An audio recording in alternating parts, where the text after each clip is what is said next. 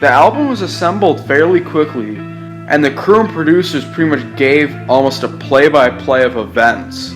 And the most notoriously hated thing about the album is the artwork. It was made by David Patchett, which featured the Grim Reaper Eddie. Management thought the art needed more clutter and action, so he added unfinished CGI models that were dancing around and had babies on dogs and shit. Even though it was obviously unfinished and looked terrible, the band took the art anyways, and David Patchett asked to have zero credit for the art. They began to experiment with a medieval epic sound that is very similar to Ritchie Blackmore projects. It is a fusion of classic Maiden with a new epic, Celtic, and very big and theatrical sound. The album had 2 successful singles, Wildest Dreams and Rainmaker. Nico McBrain has his first ever writing credit on this album. Nico became a Christian at this time, and New Frontier has strong pro-religion and anti-science lyrics. Nico even has his very first double bass drum performance on an album, on the song Face in the Sand. The Journeyman was the very first fully acoustic Iron Maiden song. The album got great reviews, but is somewhat discarded by Maiden fans nowadays because of the artwork. The tour was just as epic as the album. The Dance of Death tour was incredibly creative and theatrical. This is easily the most epic and most story-driven, and one of the most underrated albums of theirs. This is Dance of Death. This is kind of a situation of judging a book by its cover, because a lot of people will just completely ignore this one because it's not really talked about by the Maiden fan base that much, because the artwork is just so ridiculously bad and a lot of people just overall don't like it. So this is one of them that's like hardly talked about and, dare I say, underrated. Came out in 2003. The artwork is absolutely fucking terrible. That's why no one talks about it for the most part, because it's just so cancerous that just to even give it a listen, you have to really, really, really be an Iron Maiden fan. But, well, maybe the music on this hunk of shit looking thing is good. And if you have a sloppy, shitty, unfinished artwork with unfinished CGI on it, then maybe the album is sloppy and unfinished. And the lineup sounds like it's kind of falling apart in this album. The chemistry is not nearly as strong as it was on Brave New World, and the playing is very sloppy, especially from like Yannick Gers. And Adrian Smith's writing isn't that strong here either, but I would say that Steve Harris definitely gives some good ideas about this album, but it seems like the band was writing less cohesive great pieces and just kind of slopping shit together. So Steve Harris, his bass sounds a lot more prevalent on this album, and he sounds a lot more fierce, and the guitars sound decent. Dave Murray definitely shines a lot on this album, but Yannick sounds really bad, and I'd say he throws too many writing credits here. He tries to get too involved and he just really fucks a lot of it up. Adrian Smith is like whatever on this album. He has some pretty decent solos here and there, but it sounds like he's not even in the band on this album. Bruce's voice is starting to sound pretty not that great, and Nico's drumming is pretty decent. In fact, there's even a song that uses double bass drums from him for the very first and only time. So the production is a step up in some ways in this album, where the drums sound better, but the whole bottom end and the guitars just sound like a sloppy, distorted mess. So we start with Wildest Dreams, which is like the single. The music video is absolute ass. It has terrible CGI. This is really, really cheesy. Some of the melodies are like sort of catchy, but it just sounds like a fucking complete cheese fest of like, it just sounds like it's overly happy and shit. I only kind of like the last chorus when they throw in some great guitar melodies in there. The rest of it just sounds stupid, especially like the verses. It's a sloppy single, really.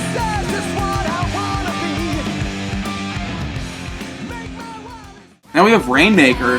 Less sloppiness, but it still sounds sloppy. And once again, I'd probably blame the production because the bottom end just sounds ridiculously clunky. But the lead guitar work from Dave sounds really nice, especially in the intro. It sounds very, very different. You have Bruce singing some pretty decently catchy stuff, especially in the chorus where he's saying, "Tell me we can't stop the rain, tell me that we all can change." But the problem is that this song, after that chorus, just gets generic. The second chorus thing just sounds fucking boring. They play that chorus over and over and over. They only play the verse like once, and the verse isn't even that great. it's just a little bit mailed in. It seems like the song was kind of half-assed and stuff.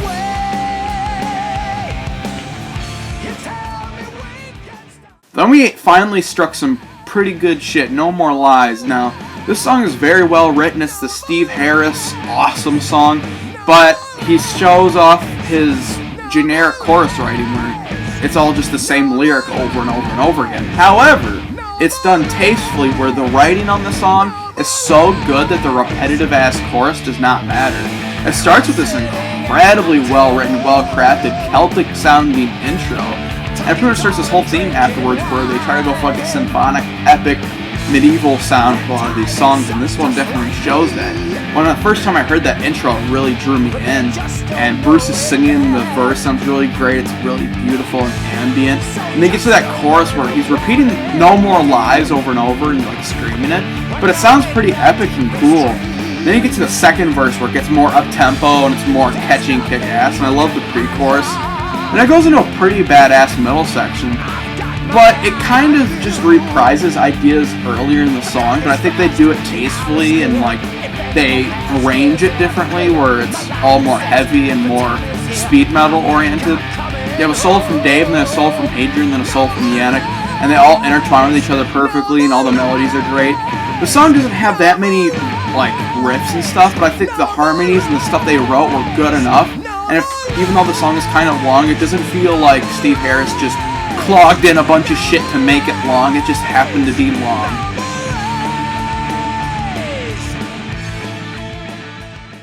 Maybe we have Monstiger or something like that, which is like a medieval castle.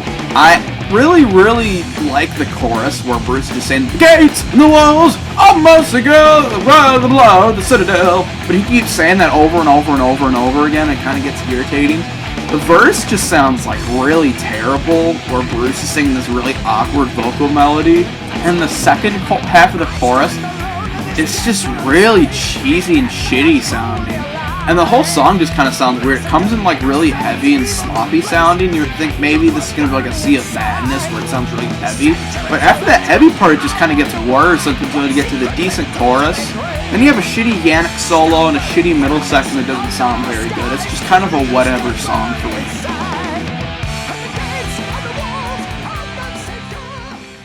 Now we have definitely a classic, Dance of Death, which is held up on the pedestal of the greatest Iron Maiden songs like Fear the Dark, Rhyme of the Ancient Mariner, Hallowed Be Thy Name, and all that good shit. Does it deserve to be up there? Maybe, but I won't say it's like the best song off the album, probably. It has this like really good hooky vibe to it where it really draws you into the storytelling sort of vibe. I can't remember what the song is about, but there's some weird lyrics where Bruce walks onto a dance floor and then dances with the dead or some shit. It starts out really melodic, and Yannick Gers actually wrote a little bit of this, and it has this like weird sort of Scottish vibe to it, or like Irish vibe. I don't really know how to explain it. You can tell it's like Yannick throwing some of his like music from his ancestors or something like that. It's really unique. Bruce definitely is what makes the song great. His vocals on here are really great. And then when you start getting to that later part of the verse, when it starts picking up more, he's hitting those like strains. He starts straining really bad towards the end of it. But then it starts picking up like every fucking Yannick epic. It starts getting really fucking fast, and you have that really crazy riff that and it's a classic, ridiculous Iron Maiden riff. A lot of people think it's annoying, a lot of people absolutely love it. I happen to love it. I think the riffs in this middle part are absolutely awesome. I love how most of it is this fast, epic, Hallowed Be Thy Name type of vibe to it. And there's some really great melodies later on the song. Bruce sings great melodies, and they play a bunch of amazing guitar solos. First you have Adrian, then Dave, then Yannick. All the solos complement each other perfectly and go perfectly with the great music. And then it finally starts to de-escalate perfectly and goes right back in that beautiful intro. Now, at this album, it's also confusing what the hell the epic is. No More Lies is the shorter of the epics, but it's like the Steve Harris written song, but it's like short and not that progressive. So it's kind of a fight to the death. What's the epic? The Dance of Death, the song that's liked more by the fans, or is it Passchendaele, which is more of an epic, kick-ass, hit you in the face type of song?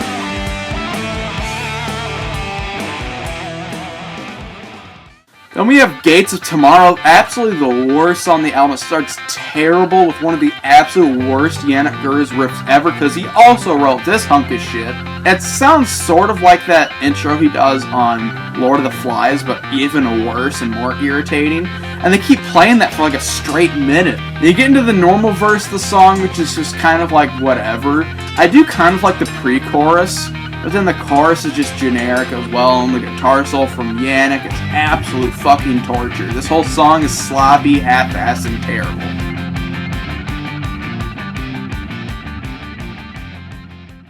Then we have the final New Frontier, and this song is kind of what I would describe as like one of those more classic sounding Iron Maiden songs. I mean, I would even say maybe Wildest Dreams kind of sounds like that because it's more up-tempo, it's more fast, it's more catchy.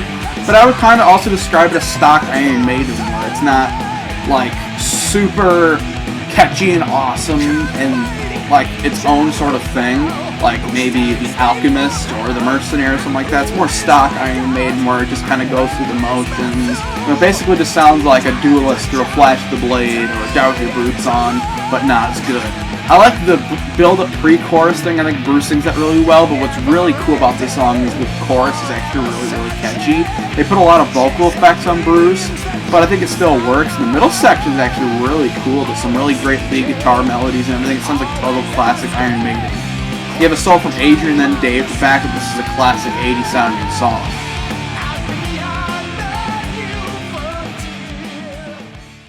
Then you have the absolute best song off the entire album, Passchendaele, which I personally think is the epic. And this one starts out with a really weird intro riff from Adrian Smith. But what's interesting about the kind of annoying lead guitar notes that Adrian's hitting is that it's actually, I believe, Morse code. Or it's Nico's drumming that he does in the intro is actually Morse code for like SOS. This song is about the Battle of Passchendaele in World War I, and it has to do a lot with like fighting the trenches. A lot of lyrics to do with some interesting stuff about this, like no man's land, crossing the trenches, airplanes, gas, and stuff like that. It perfectly recreates this chaotic atmosphere, especially with a lot of the yells Bruce does, and even the production that sounds very, very chunky actually helps give it this chaotic, war-infested atmosphere. The riffs in here are really great. They kind of reprise some of the same sounding riffs but change it up a lot, so it's like the song keeps progressing and going through all these different emotions. It's hard to tell what the verse and chorus is, but it still feels like classic epic structure where it keeps going through all these great moments, it keeps building up to something awesome.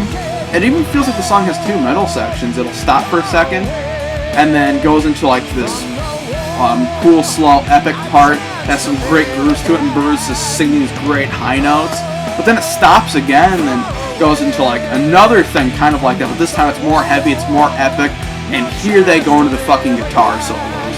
You have Dave and then Adrian, and then I believe you have Bruce coming, screaming all this stuff like blood falls down like rain, so we die in Passchendaele, and then Yannick goes into this awesome solo that works perfectly with the song, and they go into this like weird gallop along with this solo. It's just so badass. Everything about the song is perfect, and it stands as one of the absolute best Iron Maiden songs for its riffs, its changes, its performances, and especially its war-like atmosphere.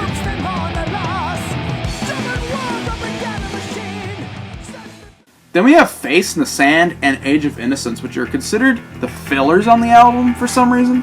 And I never understood why they're considered the fillers and why people don't like them. It seems like they're just considered fillers because they're really later in the album. But I think that they're better than most of the songs of this fucking album. You got Face in the Sand, which is the song that features Nico McBrain's double bass playing. And this one is about, I believe, like the media and how they'll feed you lies. The intro for the song is perfect. It spends a lot of time building up atmosphere, and this is where the triple lead guitar lineup and the bass and everything comes in perfectly.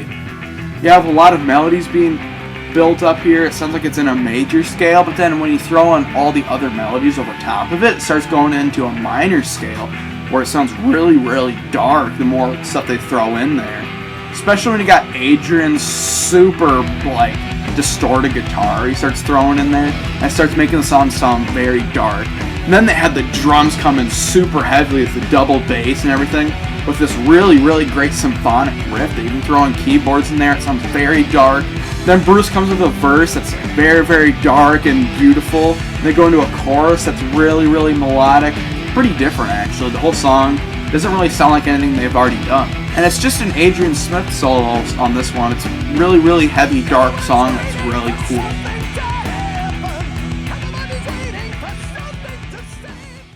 Then we have one of my favorite songs on the album. Once again, a filler. The Dave Murray song on this album. With The Age of Innocence, I've always looked at it as like a song about old people or something like that. The intro is just kind of beautiful. It's Bruce singing some really beautiful notes, has some really great chords that Dave wrote. But then it suddenly gets really heavy. To those who really like the heavy early Maiden, you should really give this song another listen. The riffs in this song are badass, and it's surprising for like Dave Murray, the guy that usually just writes intricate, melodic, fast songs. Bruce is singing incredible over this, and they go into like a really, really, really happy melodic chorus. And I really love the ending part that Bruce says in the chorus. I can't remember what he says. He says the age of innocence is here, or something like that. Every section of the song is interconnected with a really great Dave Murray solo. I especially love the solo he does in the middle. It's one of my absolute favorite Dave Murray solos. It begins with like a really crazy whammy bar intro, but then he goes into some really great melodies in there. It's so well written. Absolutely one of the best songs of the album, and is completely unsung.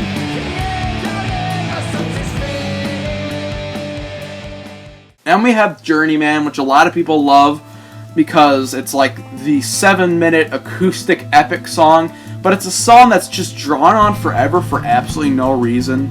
The chorus is kind of whatever, the middle section is just boring as hell and goes absolutely nowhere, and it's 7 minutes for no reason. It could have been 5 and it would have still been boring as hell. And the intro is just basically Dust in the Wind by Kansas.